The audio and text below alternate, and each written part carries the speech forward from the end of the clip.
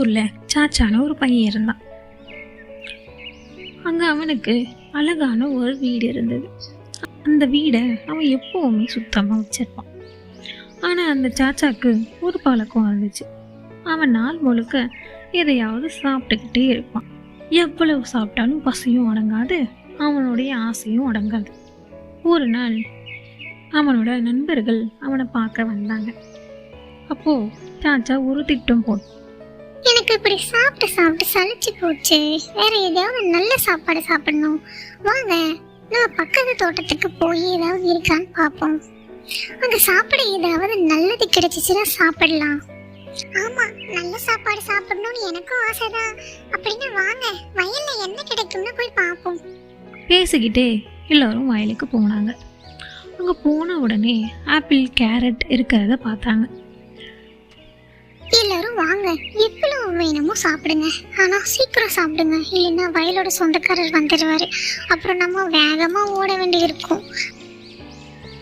வேணாம் வேணாம், அப்படி செய்யாதீங்க, அங்க வயலோட சொந்தக்காரர் வந்தா நம்மள அடிப்பாரு. சும்மா இரு பயந்தாங்கோலி, இப்படி ஒரு சாப்பாடு கிடைக்காது, எவ்வளவு அருமையான சாப்பாடு, வாங்க வாங்க போய் சாப்பிடலாம் அப்படின்னு சொல்லி 2 பேரும் சாப்பிட்டுட்டு இருந்தாங்க. நேரம் போகிறது தெரியாமல் சாப்பிட்டுட்டு இருந்தாங்க. சாப்பிட்டுட்டு இருக்கிறப்ப திடீர்னு ஒரு சவுண்டு கேட்டுச்சு. ஓடுங்க ஓடுங்க, வயலோட சொந்தக்காரர் வந்துட்டாரு, சீக்கிரம் வாங்க போலாம். என் கண்ணுக்கு ஒண்ணுமே தெரியலையே, இன்னும் நான் நிறைய சாப்பிடணும்.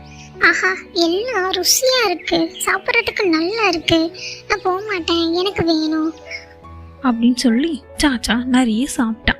சாப்பிட்டது போதாதுன்னு சொல்லி அவன் வச்சிருந்த பேக்லையும் நிறைய ஆப்பிள்களை எல்லாம் எடுத்து போட்டுக்கிட்டான். திடீர்னு ஒரு சவுண்டு, ஏய் எங்க ஓட பாக்குற, உன்னை சும்மா விட மாட்டேன், என் வயலை நாசம் பண்ற, நில்லு. ஐயோ, வயலோட சொந்தக்காரர் வேற வேகமா வராரு, அவரோட கையில மாட்டினா அவ்வளவுதான், சீக்கிரம் இங்கேருந்து தப்பிக்கணும் அப்படின்னு வயலோட சொந்தக்காரர் பார்த்து சாச்சாவை அங்கேயே இருக்க சொன்னார். சாச்சா பயந்து வேகமா ஓட ஆரம்பிச்சான். ஆனா அவன் வயிறு நிறைய சாப்பிட்டதுனாலையும் அவன் பேக்ல நிறைய வெயிட் இருக்கனாலையும் அவனால வேகமா ஓட முடியல. இருந்தாலும் வேகமா ஓட முயற்சி பண்ணான்.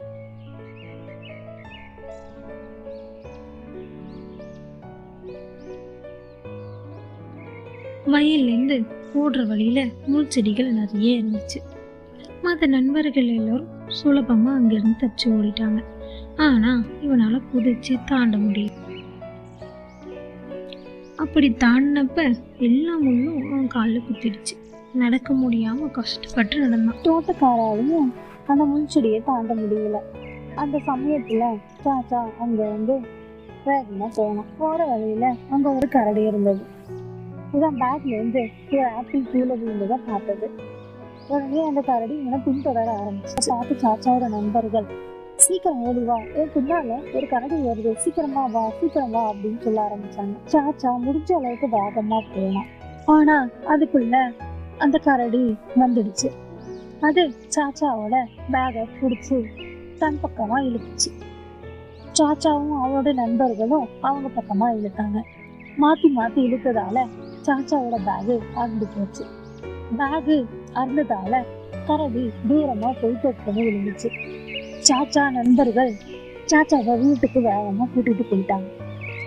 சாச்சாவோட நிலைமையை பார்த்து சாச்சாவோட நண்பர்கள் மிகவும் வருத்தப்பட்டாங்க. பாவம் அந்த சாச்சா தன்னோட பழக்க வழக்கத்தால இன்னைக்கு அவன் ரொம்ப கஷ்டப்பட்டுட்டான். இந்த கடையில இருந்து ரொம்ப கத்துட்டோமா, தேவைக்கு அதிகமா சாப்பிடுறதோ இல்ல தேவைக்கு அதிகமா நம்ம எதையாவது எடுக்கிறதோ எப்பவுமே அதே நம்மள ஆபத்துல கொண்டு போய் விட்டுரும்.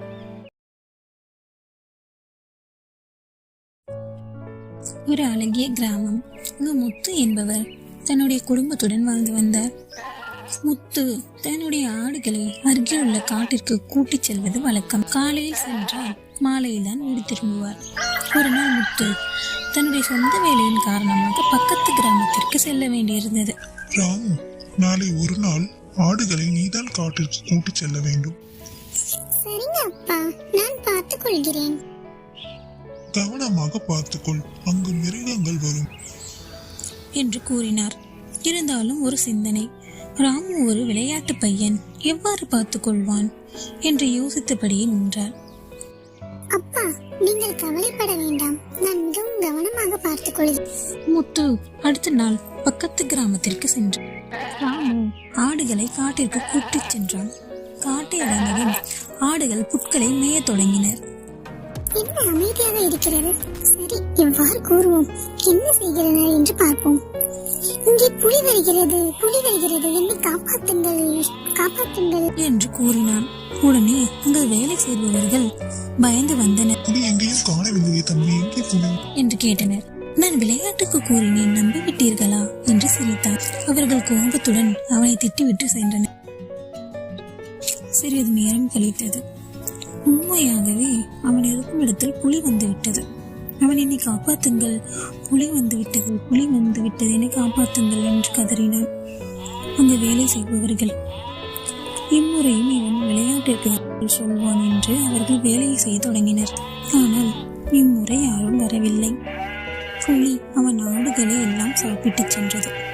ராமு அழுது கொண்டு நம் இனி விளையாட்டுக்கு கூட போய் சொல்வது மிகவும் தவறு என்று உணர்ந்தான். பிறகு கிராமத்தினரிடம் போய் என்னை மன்னித்து விடுங்கள், நான் இனி விளையாட்டிற்கு கூட போய் சொல்ல மாட்டேன், என்னுடையது மிகவும் தவறானது, என்னை மன்னித்து விடுங்கள் என்று இவ்வாறு கூறி அவன் செய்த தப்பை